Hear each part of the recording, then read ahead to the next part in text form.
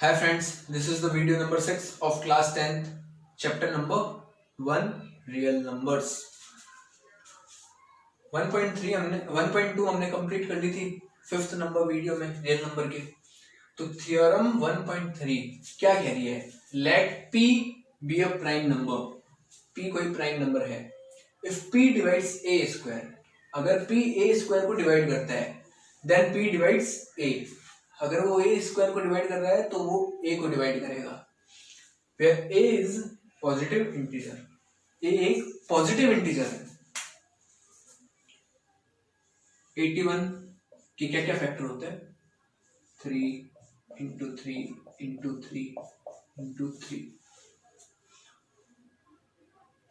और 9 के भी यही फैक्टर है, 3 इंटू 3। 3 प्राइम नंबर है, 3 प्राइम नंबर है। अगर ये 81 3 से डिविजिबल है, अगर ये 81 3 से डिविजिबल है तो ये 9 भी 3 से डिविजिबल होगा, है ना। 9/3 3। अगर ये 81 3 से डिविजिबल है, 3 एक प्राइम नंबर है। इफ 3 डिवाइड्स a स्क्वायर, ये a स्क्वायर है और ये a है। इफ ये p है, if p divides a square then p divides a। बस यही थ्योरम है। 3 81 को कर रहा है तो 3 9 को भी करेगा। 81 9 का ही तो स्क्वायर होता है, तो a 9 है और a स्क्वायर 81 है। बस ये थ्योरम इतनी ही है।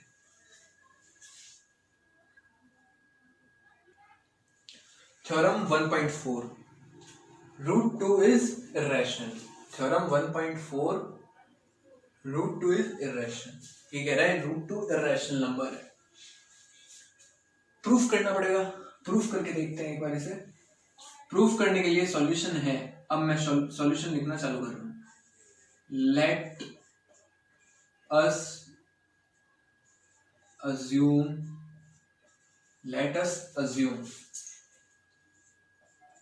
To the contrary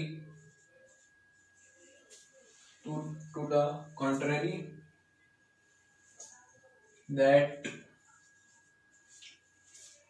√2 is a rational number.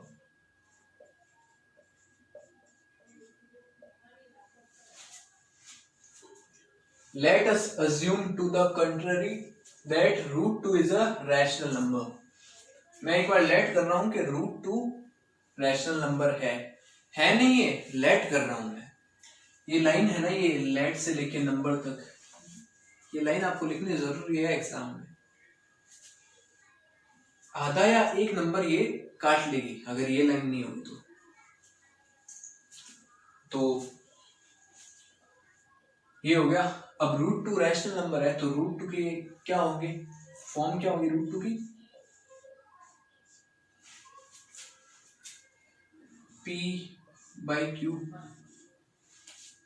p/q form होगी √2 की। p/q फॉर्म ही तो होगी √2 की। तो √2 p/q होगा और q is not equals to 0 और p and q are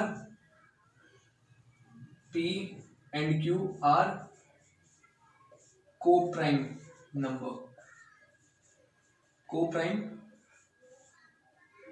number NO dot लगा दिया, को प्राइम नंबर। ये C है, ब्रैकेट मत समझना, को प्राइम नंबर। अगर √2 रैशनल है तो वो PQ की फॉर्म में तो होगा।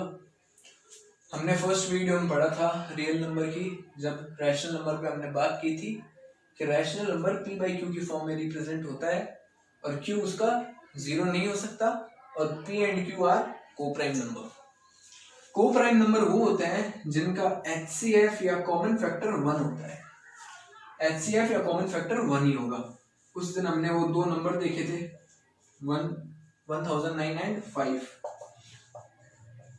इसका प्राइम फैक्टर क्या है? 1009 ही है, ये खुद के टेबल में ही आ सकता है और 5 का भी 5 है। इनमें कोई भी कॉमन फैक्टर नहीं है तो इनका HCF हमने 1 निकाला था। क्यों? क्योंकि 1 होता है पर हमें शो नहीं होता, 1 होता तो है पर हमें शो नहीं होता। तो ये देखो अब निकले ना कॉमन फैक्टर 1, तो जिनका कॉमन फैक्टर 1 होता है वो को प्राइम नंबर होता है। तो अब देखिए P and Q are co-prime number because it is rational number। अब देखो इस Q को मैं इस साइड ले आता हूं, 2 इस साइड आया, Q√2 is equals to P, Q√2 is equals to P। अब मैं बोथ साइड स्क्वायर कर देता हूं, आपको ये लाइन लिखनी है स्क्वायरिंग बोथ साइड, ये लाइन आपको लिखनी जरूरी है स्क्वायरिंग बोथ साइड, नहीं तो आपके नंबर काट लिए जाएंगे। तो इसका क्या होगा 2q² और यहाँ पे p², 2q² is equals to p²। ये q के पीछे ले आया बस और कुछ नहीं किया, बोथ साइड स्क्वायर किया था मैंने, बोथ साइड स्क्वायर किया था। आपको लाइन लिखनी है बोथ साइड स्क्वायर, फिर ऐसे स्क्वायर शो करना है, फिर ऐसे लिखना है, तो स्क्वायर किया तो ये हुआ। अब मैं ये वाली लाइन रब कर रहा हूं, आप नोट कर लेना, इंपॉर्टेंट लाइन है।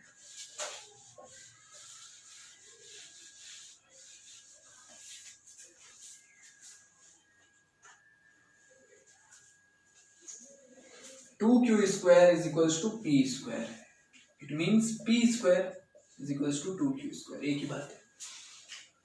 पी स्क्वायर के 2 फैक्टर है, 2 और q², ये ऐसे देखो 2 और q²। p² 2 से डिविजिबल है, p² 2 से डिविजिबल है, इसको मैं इसके नीचे ले जाता हूं, 2 प्राइम नंबर ही तो है, तो p² 2 से डिविजिबल है, तो लिख दो p² इज डिविजिबल बाय 2।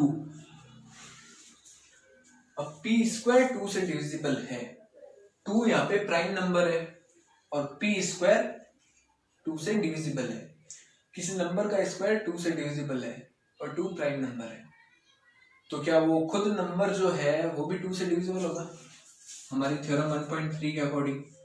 तो p is also divisible by 2, p is divisible by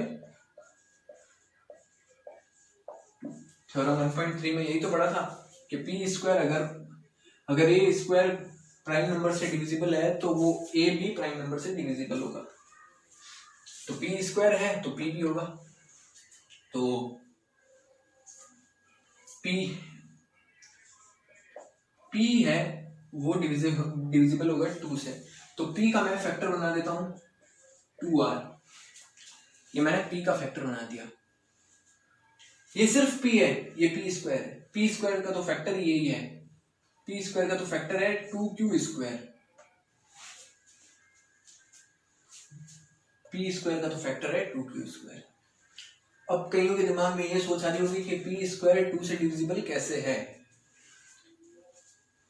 factor क्या होता है, जैसे अभी मैंने आपको बताया था 3 × 3 × 3, तो ये देखो ये p² है, p² 3, ये मैं q मान लेता हूं, इसको मैं q मान लेता हूं, q² मान लेता हूं, मैं ऐसे कर देता हूं, तो ये 3 से डिविजिबल होगा ना, ये q² भी 3 से डिविजिबल होगा, क्यों? क्योंकि ये इसी का फैक्टर है, इसका फैक्टर है तो ये इससे तो डिविजिबल होगा ही, इसलिए ये 2 से डिविजिबल था p², ठीक है। तो p जो है उसकी मैंने वैल्यू 2r लिख दी है। अब मैंने p का फैक्टर बना दिया 2r, r कोई इंटीजर है, r मान लो आप कुछ भी होगा, अगर p मान लो 4 है तो r 2 × 2 होगा, और ये 4 इस 2 से डिविजिबल होगा, तो और ये तो हमने लिख ही दिया है कि ये p 2 से डिविजिबल है, तो p is equals to 2r। ये एक सबसे जरूरी कंसेप्ट है ये जो हमने लिखा था कि P square is divisible by 2 and P is also divisible by 2, इसको इक्वेशन नंबर 1 बना के रख लो। इक्वेशन नंबर 1 कि ये डिविजिबल है 2 से, पी स्क्वायर और पी। अब मैंने पी की वैल्यू डाल दी 2r, मैंने पी की वैल्यू डाल दी 2r। अब इसको मैं यहां लिख देता हूं, पी स्क्वायर की जगह 2r का होल स्क्वायर कर दूं। क्या किया मैंने, पी की वैल्यू ही तो डाली है, तो ये देखो पी की जगह मैंने 2r लिख दिया और इसका whole square is equals to 2q square. सब आप नोट कर लेना।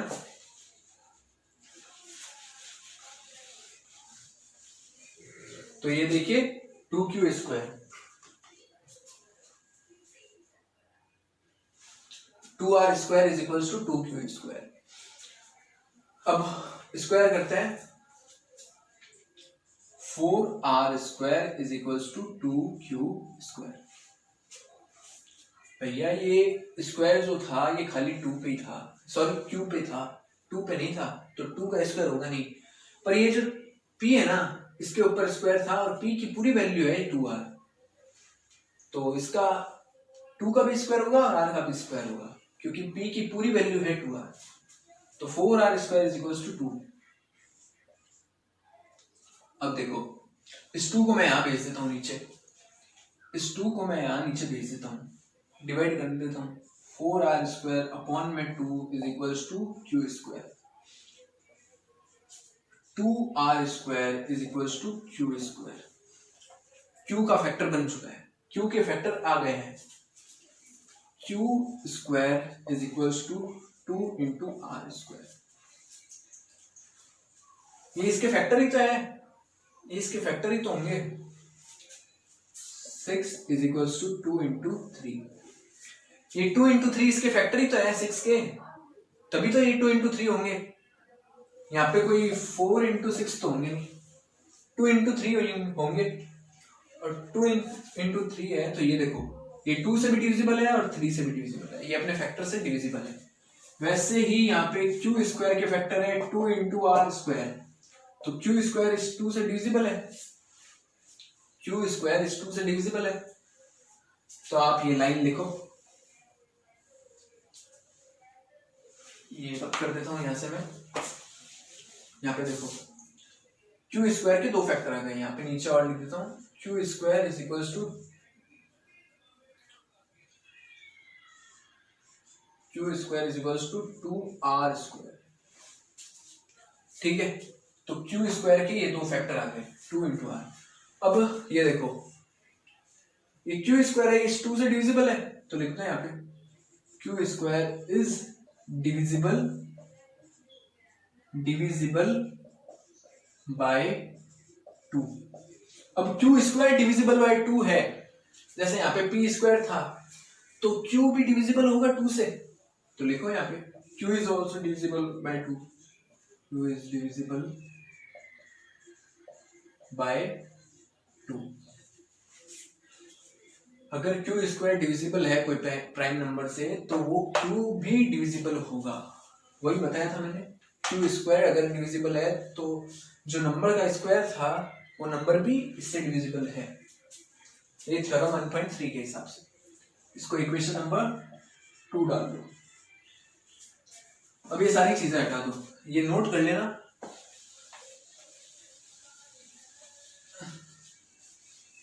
आपको इनके बीच में से जो वो थे, जैसे मैंने p की वैल्यू 2r लिखी थी और वो p स्क्वायर की जगह मैंने डाली थी, p स्क्वायर की जगह मैंने 2r डाला था ना, 2r स्क्वायर, ये सब आपको लिखना है। Putting value of p 2r और स्क्वायरिंग बोथ साइड, ऐसे आपको लिखना कंपल्सरी है। तो अब देखो इक्वेशन 1 और 2 को ध्यान से पढ़ो, ये आपको लिखने तो दोनों ही है, तो मैं एक बार में से कुछ रफ कर रहा हूं ताकि आपके लिए आसानी हो। लिखने तो आपको दोनों ही है, ये भी दोनों लाइन लिखनी है, ये भी दोनों लाइन लिखनी है। ये मैं रफ कर रहा हूं ताकि आपको आसानी हो।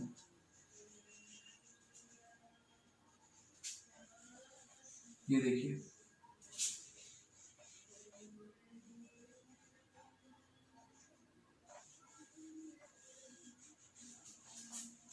अब देखिए ध्यान से पढ़िए इसको।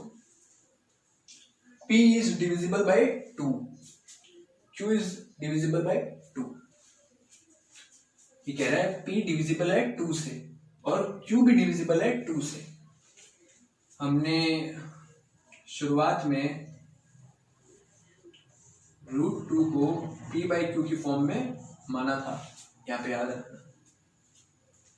P के फैक्टर मतलब P मान लो कोई नंबर है, P कोई नंबर है, हमें नहीं पता क्या है, तो इसके फैक्टर मान लो कुछ भी, उसमें 2 तो है ही क्योंकि इसमें लिखा है P is divisible by 2, इसलिए उसमें 2 तो होगा ही क्योंकि इसमें लिखा हुआ है, तो 2 तो होगा और कुछ भी हो हमें उससे मतलब नहीं।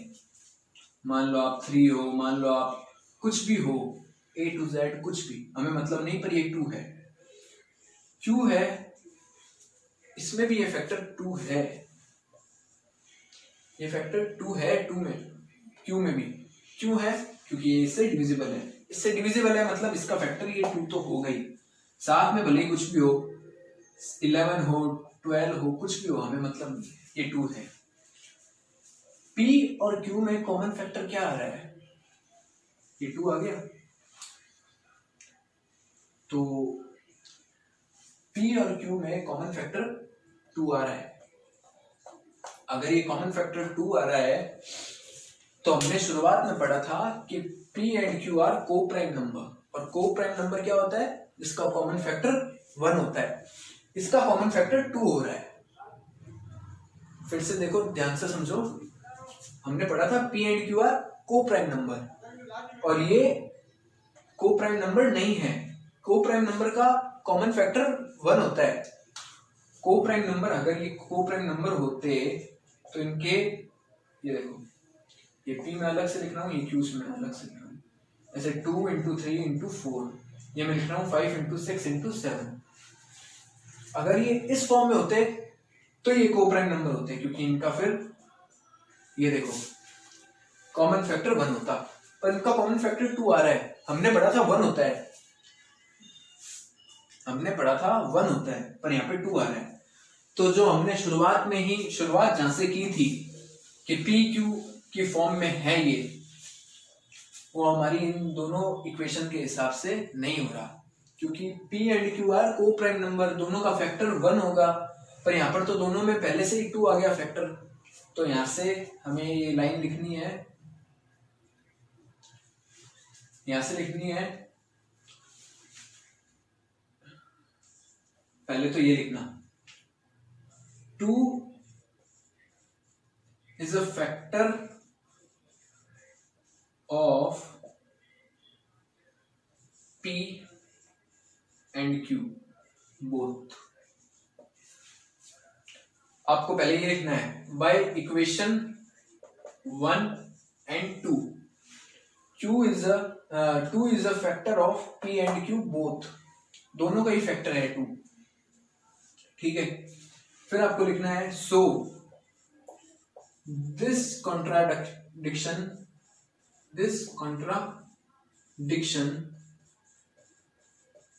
ये मैं रब कर रहा हूं, ये आप नोट कर लेना। This contradiction has arisen,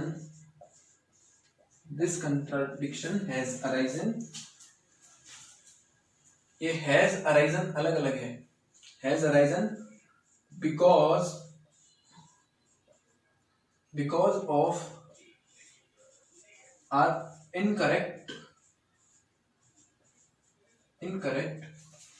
because of are, ये OUR है, OUR our नहीं are,